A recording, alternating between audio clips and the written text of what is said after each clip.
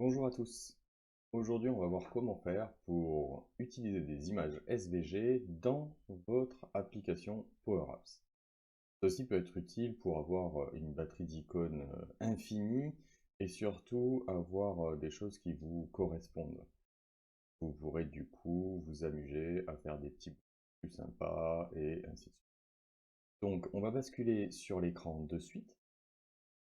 Et ce qu'on va faire, c'est qu'on va insérer déjà une image. Donc, si je tape image, normalement, voilà, j'ai ma petite image qui arrive, et je peux la laisser de cette taille-là, je peux déjà la découper, c'est comme on veut. Dans la partie donc image, donc ici, quand vous prenez dans la partie données la image, le sample image, il va falloir le remplacer.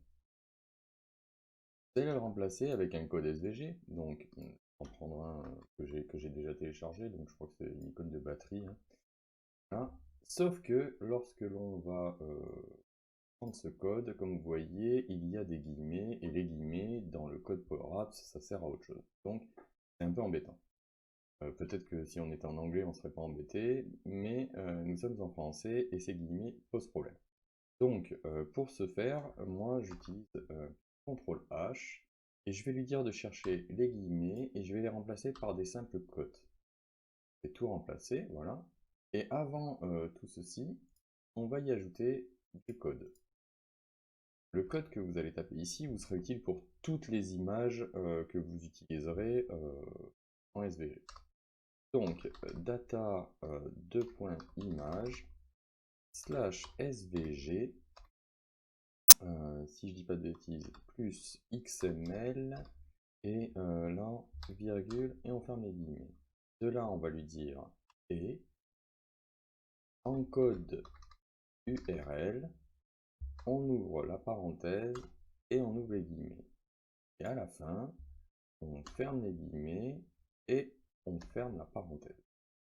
À partir de là, nous avons notre petite icône qui est ici. Et comme vous voyez, vous allez pouvoir la utiliser comme vous le souhaitez sur votre application. Donc, c'est plutôt simple. Si j'ai envie d'en faire une autre, je vous dis, voilà, CTRL-C, CTRL-V, comme ça vous gardez la partie du départ, hein. On va même faire ça. Et donc sur cette image, on va vouloir en mettre une autre.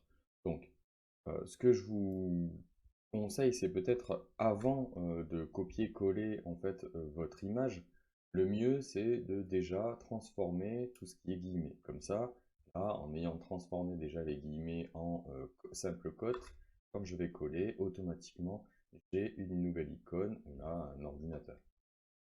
Si j'en prends une autre, là, j'ai un petit chat. Voilà. Donc, pas très complexe. Je vais vous noter ici, dans une étiquette, comment marche. Vous l'aurez dans le détail de la description de la vidéo. Et donc ici, il faut taper tac, data, data 2.image slash svg plus xml, virgule, on ferme les guillemets, donc là je suis obligé d'en mettre plusieurs pour que ça soit bien visible à l'écran, et encode URL, on ouvre la parenthèse, on met une guillemet, et ici on va mettre code SVG de image, là, tac tac, et on ferme la parenthèse. Comme ça, vous pourrez automatiquement utiliser des icônes que vous trouverez. Donc il y a plein de sites qui proposent des icônes gratuites, donc n'hésitez pas à les utiliser, et tout ça va vous aider. J'espère que ce contenu plutôt rapide vous aidera à apprivoiser en fait de nouveaux systèmes pour avoir de belles icônes dans vos applications. Et je vous souhaite à tous une bonne journée.